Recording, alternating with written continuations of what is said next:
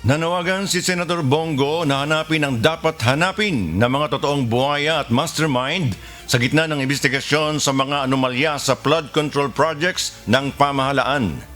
Tugon nito ng senador kaugnay na umunoy koneksyon ng mga diskaya sa CLTG Builders na isang construction company na pagmamayari ng kaanak ng senador.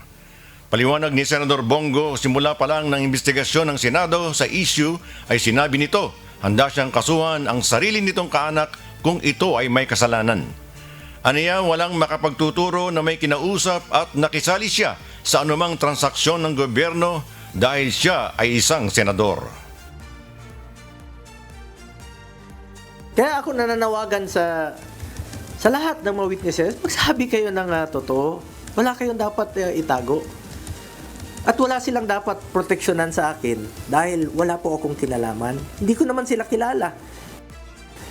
Hindi naman po ako nag-i-involve sa any government transactions.